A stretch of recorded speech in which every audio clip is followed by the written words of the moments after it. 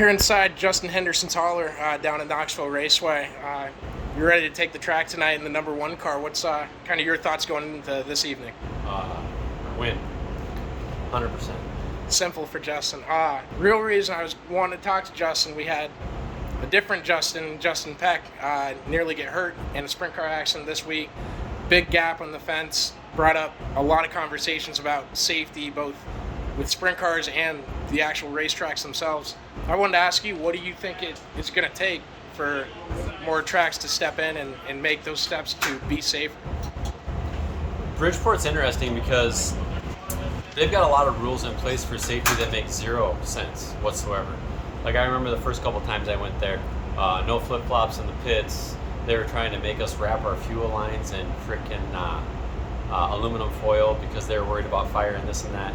But yet they got big old gaps in the fence. So I really think what it would take is a driver council, and I know there's a couple of those, but they need to be more proactive. They need to be more in it all the time. And us drivers are busy, so I can completely understand where that goes. But if it's not current drivers, it should be previous drivers, like recently previous drivers, like Lasowski would be a good one.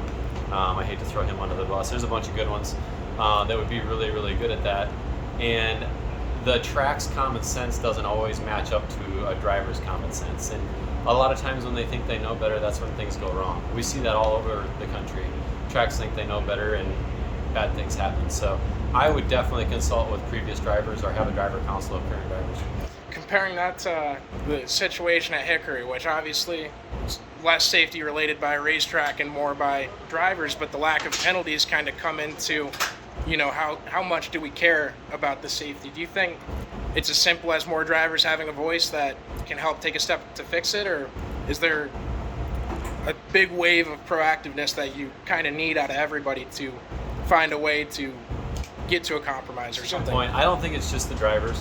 I think it's going to have to be drivers and tracks, but some tracks honestly shouldn't have a say. Some tracks have proven themselves over and over again to just keep doing stupid shit. So if that's going to be the deal, then leave them out of the conversation because they're just going to screw everything else up. You put competent drivers or previous drivers in place. You put good racetracks in place like Knoxville. There's a lot of them. Knoxville just comes to mind because I'm here.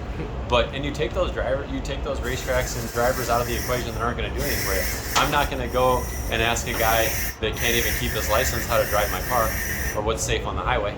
I mean, it's just obvious to me. But you know what? Every couple of years we kill a couple of drivers and we hurt a couple of drivers, and then all of a sudden everybody's worried about it. That needs to be an ongoing thing every day. It doesn't need to be a, hey, so and so got hurt or should have died right there. What should we do? That's where it's going wrong. There needs to be a continuous driver proactiveness, and if the drivers aren't going to do it, somebody needs to step up for them. Just to end it on a lighter note, you guys can catch Justin tonight, number one car live on Dirt Vision. He's locked for a top 5. Do you want me to guarantee a win? I will. You should. Somebody should. All right, we'll guarantee the win for Justin tonight. All right, sounds like a plan.